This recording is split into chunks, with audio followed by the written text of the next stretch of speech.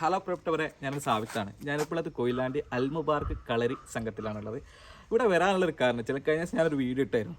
ആ വീഡിയോ ഏതാണ്ട് 1 മില്യൺ ആളുകൾ കാണുകയും ആളുകൾ ഇങ്ങനെ വല്ലാതെ ചോദിക്കേണ്ട ആരാണ് ആ വീഡിയോയിലുള്ള ആൾ, ആ ഒരാളെ കാണിച്ചു തരാനും ആ സായന്തിൻ്റെ ഗുരുക്കളെയും അതുപോലെ തന്നെ അവൻ്റെ അച്ഛനെയും എല്ലാം നിങ്ങൾക്ക് കാണിച്ചു തരാം. അപ്പോൾ എന്തായാലും വീഡിയോയിലേക്ക് വരിക. ഓക്കെ, ഇതാട്ടോ ആള്. അപ്പോൾ ബാക്കി കാര്യങ്ങളൊക്കെ കാണിച്ചു തരാം. ഇതെല്ലാം വിശേഷം. ഓക്കെ, അപ്പോൾ ഇത് ഗുരുക്കളാണ്. എൻ്റെ പേര് അബ്ബാസ് ഗുരുക്കൾ. പിന്നെ എന്തൊക്കെയാണ്, എത്ര കാലമായി കളരി?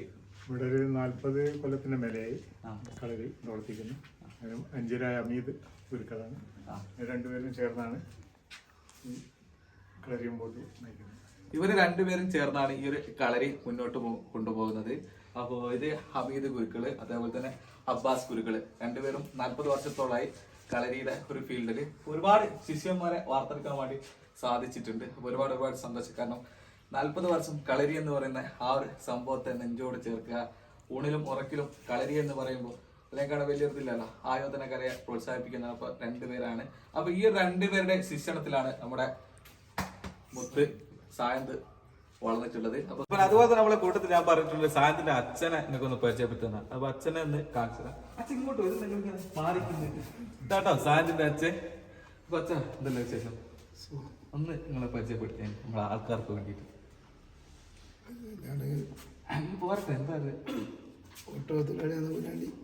പിന്നെ സായന്തിന് എത്ര കാലമായിട്ട് കളരിയിലേക്ക് വിട്ട്? എത്രാമത്തെ വയസ്സിലാണ് കളരിയിൽ? 8ാമത്തെ വയസ്സിലാണ് കളരിയിലേക്ക് വിട്ടത്. ഇപ്പൊ എത്ര വർഷം? 5 വർഷം. 5 വർഷം 6 വർഷം അല്ലേ? 6ാമത്തെ വർഷമാണ് സായന്തിന് എന്താക്കിയത് കളരിയിലേക്ക് വിട്ടത്. അപ്പോൾ ഈ ഒരു അച്ഛൻ തന്നെ നമുക്ക് എല്ലാവരും മാതൃകയാണ്. കാരണം വെച്ചാൽ ഇപ്പോഴത്തെ കാലത്ത് കുട്ടികളൊക്കെ ഫോണ്, TV അതുപോലുള്ള ആ ഒരു ഇതിലേക്ക് പോകുമ്പോൾ മകനെ 6ാമത്തെ വയസ്സിൽ കളരിയിലേക്കൊക്കെ പറഞ്ഞേക്കുക എന്ന് പറഞ്ഞാൽ അവർക്കൊരു പാടാണ്. അപ്പൊ എന്തായാലും ഞങ്ങള് കളരിയിലേക്ക് ഇറങ്ങുകയാണ്. അതിനിടയിൽ സായന്തിന്റെ കുറച്ച് അഭ്യാസ പ്രകടനങ്ങളും അവരുടെ കഴിവുകളും നിങ്ങൾക്ക് കാണിച്ചു തരാം. കൂട്ടത്തില് നമ്മളെ ഗുരുക്കളെല്ലാം ഉണ്ട്. അപ്പൊ അവരുടെ എല്ലാം അനുവാദത്തോടുകൂടിയാണ് നമ്മൾ ഇതിലേക്ക് ഇറങ്ങുന്നത്. ഓക്കെ,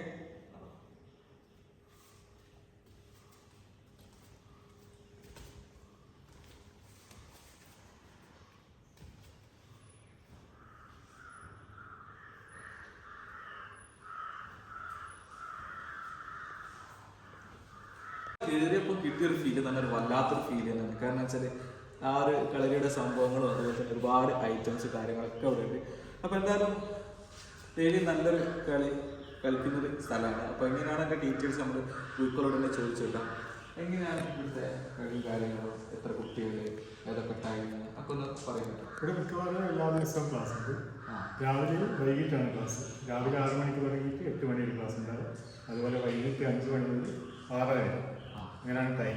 എത്ര കുട്ടികളിവിടെ ഇപ്പോൾ ഒരു 100 മേലെ കുട്ടികളുണ്ട്. 100 മേലെ കുട്ടികളുണ്ട് പഠിക്കുന്നത്. അതുപോലെ തന്നെ അതിൽ ഏജ് ലിമിറ്റ് അങ്ങനെ? ഏജ് എന്ന് പറഞ്ഞാൽ ഒരു 6 വയസ്സ് മുതൽ 7 വയസ്സാണ് നമ്മളെ പ്രായപ്പരിധി പറയുന്നത്. 7 വയസ്സ് മുതലാണ് നിൽക്കേണ്ടത്. പക്ഷെ ഇപ്പോൾ 6 വയസ്സുള്ള കുട്ടികളുണ്ട്.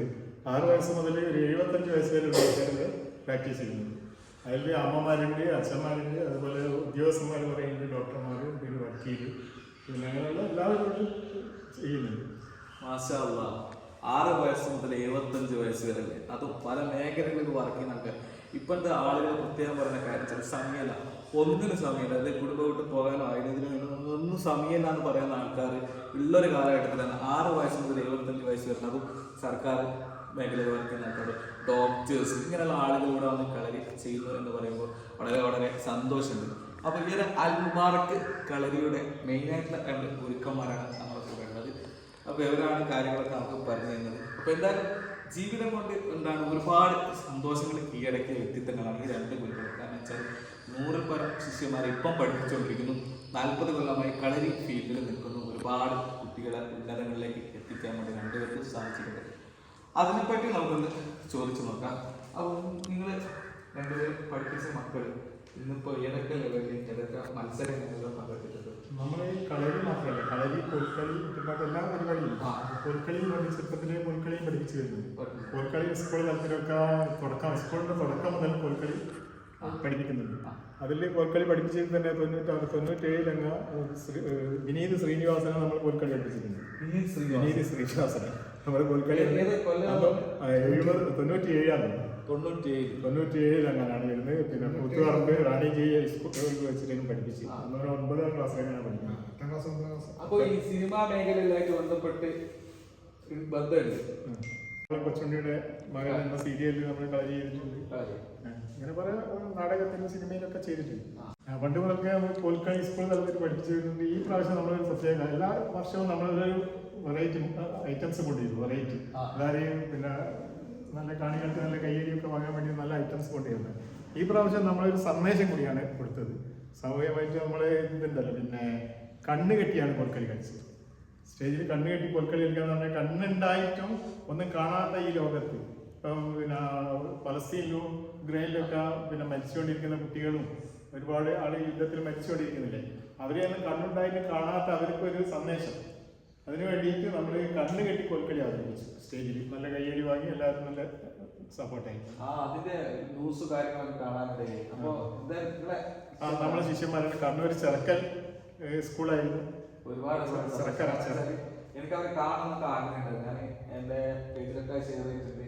കാരണം അവരെ ഒരു സന്ദേശം ദേശമാർക്ക് പോയാലും ഞങ്ങൾ ഇതിനെതിരെ പ്രതിഷേധിക്കുന്നു, ഞങ്ങളുടെ സാന്നിധ്യം അറിയിക്കുന്നു എന്നുള്ള ആ വീഡിയോ കണ്ടെത്താൻ സാധിച്ചു. അപ്പോൾ അതിൽ വളരെ വളരെ സന്തോഷിക്കാനും ആ ദുഃഖങ്ങളാന്ന് ഒരുപാട് സന്തോഷം. കാൽമപ്പാലത്ത് പഠിച്ച പിന്നെ ശിഷ്യന്മാരുണ്ടല്ലോ, അവരാണ് ഇപ്പം ക്ലാസ് എടുക്കുന്നത്. അധികം മുഹമ്മദ് റബി എന്ന് പറഞ്ഞിട്ട് പിന്നെ വടകര ഉള്ള ഒരു ശിഷ്യനുണ്ട് നമുക്ക്. അവരാണ് ഇപ്പം അധികം വീട്ടിൽ ക്ലാസ് എടുക്കല്. അവൻ്റെ ഒരു ആശയം കൂടിയാണ് ഇത്. ഇങ്ങനെ കൊണ്ടുവരണമെന്നൊക്കെ തോന്നി. അങ്ങനെ പിന്നെ കുട്ടികളായിട്ടും ടീച്ചേഴ്സായിട്ടും ഒക്കെ സംസാരിച്ചപ്പോൾ നമ്മൾ പറഞ്ഞു, ഇത് ചിലപ്പോൾ നമ്മൾ സ്റ്റേറ്റിൽ ഇത് അവതരിപ്പിക്കുമ്പോൾ നമ്മുടെ കുട്ടികൾക്ക് ഗ്രേസ് മാർക്ക് വരെ നഷ്ടപ്പെടും. പക്ഷെ നമ്മൾ ഈ നടത്തുന്ന ഈ സന്ദേശം ഉണ്ടല്ലോ, ഇത് ലോക ചിലപ്പോൾ അറിയപ്പെടും.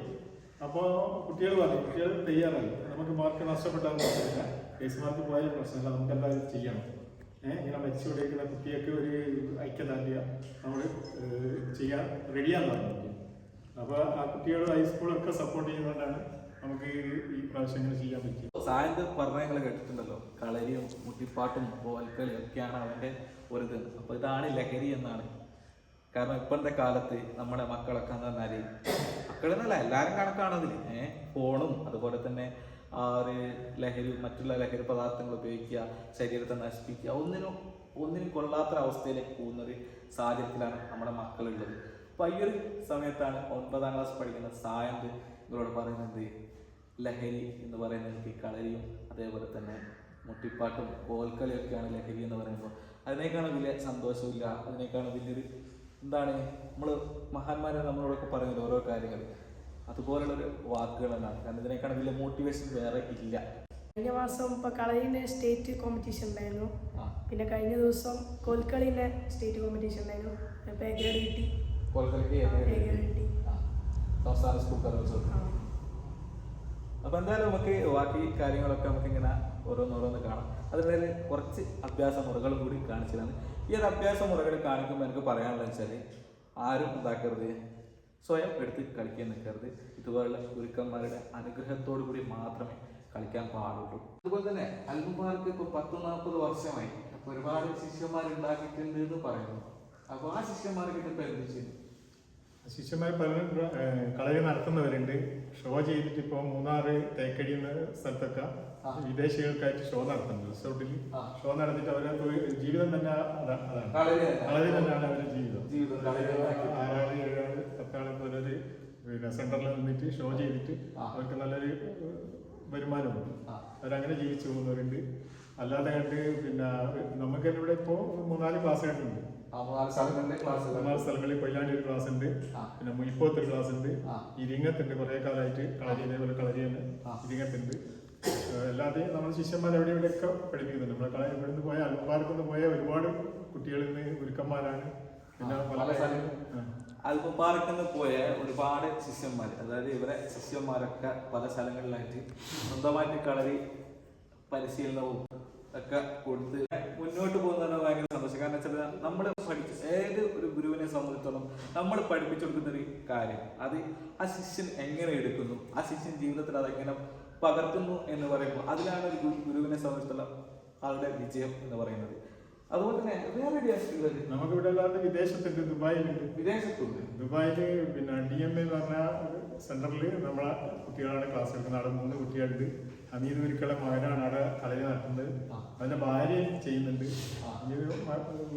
മകനുണ്ട് ഫായിസ്.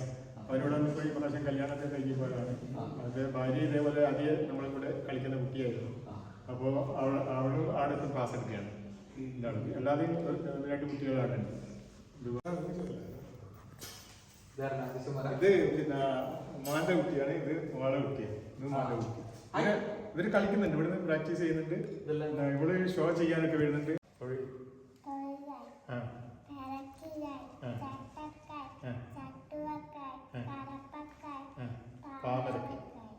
ഇത് ആചാരക്കൈകൾ. ഇപ്പൊ കളരിയിലെ ആചാരക്കൈകളാണ് അവിടെ പറഞ്ഞത്. ആചാരക്കൈകൾ കയ്യിൽ പിന്നെ ചുവടുകളും വടിവുകളും ഇതൊക്കെ ചെയ്യും. അത് ഇവിടെ ചെയ്യും. മസാല പഠിച്ചു വരുന്നതാണ്. സംസാരം പോലും മര്യാദയ്ക്ക് ഉണ്ടാക്കാൻ പറ്റില്ല, പുറത്തോട്ടേക്ക് കൊണ്ടുവരാൻ പറ്റില്ല.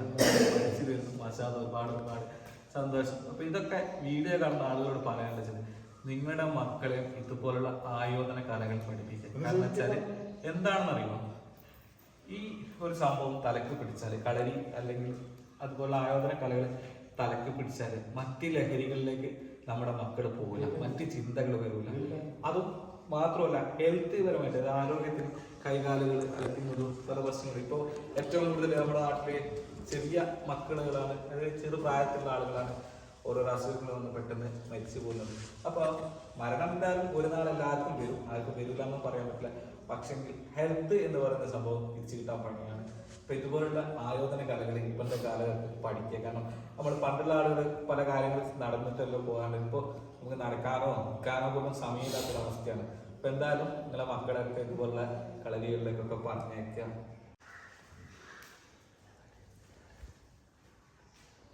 ഞാനൊക്കെ വീഡിയോയില് വടി എന്ന് പറയുന്നത് നമ്മള് അവിടുന്ന് പെട്ടെന്ന് ഒരു വടി എടുത്തു കൊടുത്തതാണ്. കാരണം വെച്ചാല് മുട്ടിപ്പാട്ടിനായിരുന്നു വന്നത്, ഒന്ന് വടി കാര്യങ്ങളൊന്നും കൊണ്ടുവരില്ല. അപ്പൊ നമ്മൾ അവിടെ നിന്ന് ഒരു വടി സെറ്റ് ആയിക്കൊണ്ടു. അപ്പൊ ഇന്നിപ്പോ ഇവിടെ വന്നപ്പോ അവർ നമുക്ക് മുന്നിൽ ഒരു കളരിയിൽ ഉപയോഗിക്കുന്ന ഷോകളിലൊക്കെ ഉപയോഗിക്കുന്ന വടി വീശൽ നമുക്ക് കാണിച്ചു തരാൻ പോവാണ്. അപ്പൊ എന്തായാലും അതൊന്ന് കണ്ടുപോകാം.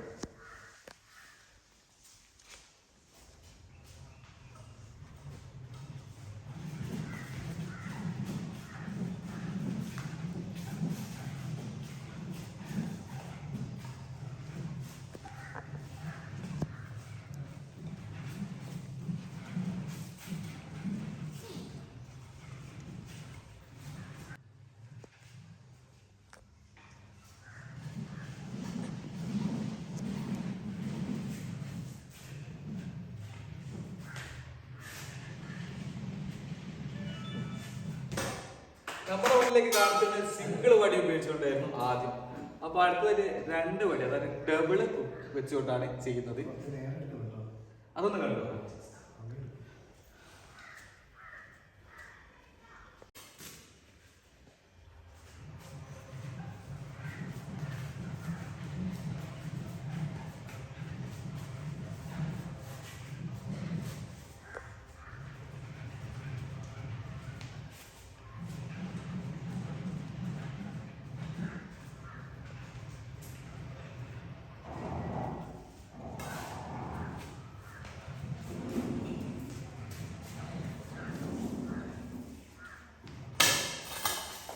ഗുരുക്കളെ ഇപ്പൊ നമ്മളിപ്പോ സ്റ്റാൻഡിന്റെ 2 വടി വെച്ചിട്ടുണ്ട്. പിന്നെ അടുത്തതായിട്ട് നമ്മൾ ഉദ്ദേശിച്ചത് നമ്മള് വാള് വലിയുന്നൊരു പരിപാടിയുണ്ട്. വാള് ശരീരത്തിൽ കൂടി വലിച്ചെടുക്കുന്ന സ്പീഡിൽ വേഗതയിൽ ചെയ്യുന്ന ഒരു പരിപാടി. അത് നല്ല അമർത്തി, നല്ല മെയ്വഴക്കവും വേഗതയും ഇതൊക്കെ പുറത്തിറങ്ങിയാലും അതിന് ഷോ കാണാം. ശരിക്കും പറയുന്നത് നമ്മളിപ്പോ കത്തി തന്നെ നടക്കുന്നതോ ശ്രദ്ധിക്കണം. അപ്പൊ ശരീരത്തിന്റെ അതേ വാള് വലിയുന്നതും അന്നെന്തായാലും കണ്ടുവൊക്കെ എന്തായാലും.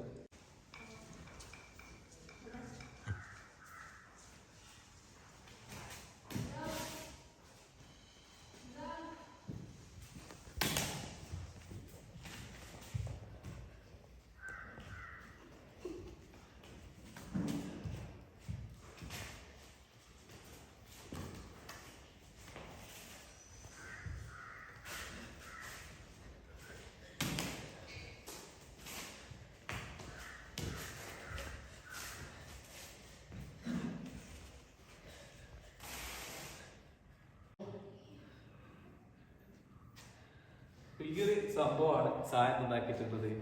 ഒരു ഇത് നടത്തിയത്, അഭ്യാസ പ്രകടനം നടത്തിയത്. കാണുമ്പോൾ തന്നെ എന്താണ് പേടിയുണ്ട്. സംഭവം വെച്ചാൽ ശരീരത്തിന് അത്രയും ചേർത്തുണ്ട്. അതായത് ഈ ഒരു ഭാഗത്തൂടെയും ഒക്കെ ഈ ഒരു സംഭവം വായിക്കണം വളരെ എന്താണ് പഠിച്ചൊരാക്കെ ഇത് സാധിക്കും. അപ്പോൾ എന്തായാലും വളരെ വളരെ സന്തോഷം ഇങ്ങനത്തെ ഒരു പ്രകടനം കാണാൻ പറ്റിയത്.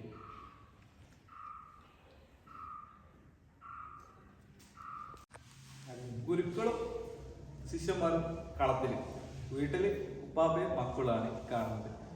കളത്തിൽ ഗുരുവാണ് ശിഷ്യന്മാരാണ്. അപ്പോൾ എന്തായാലും കളം വിട്ട് നമ്മൾ വീട്ടിലേക്ക് പോവാണ്. ഉപ്പാപ്പയും മക്കളും തമ്മിലൊരു ചെറിയൊരു പരിപാടി കാണിച്ചത്. ഉപ്പാപ്പ കൊടുക്കുന്ന പരിപാടി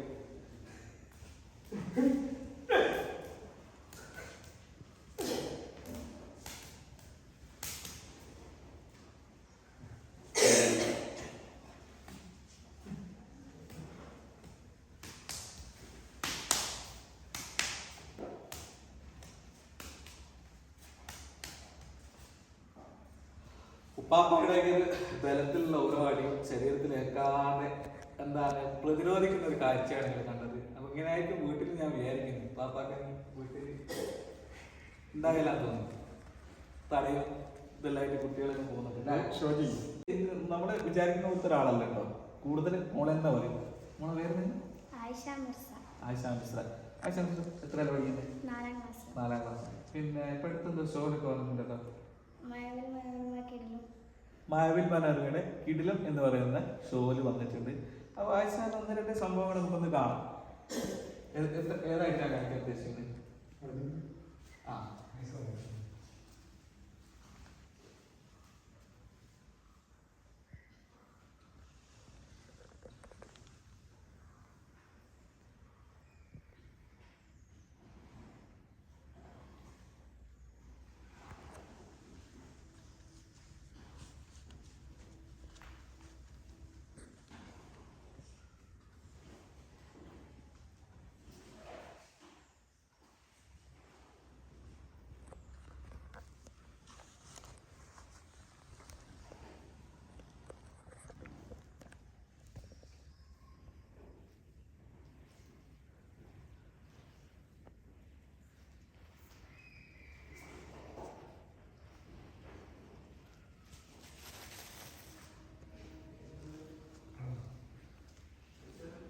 കാലം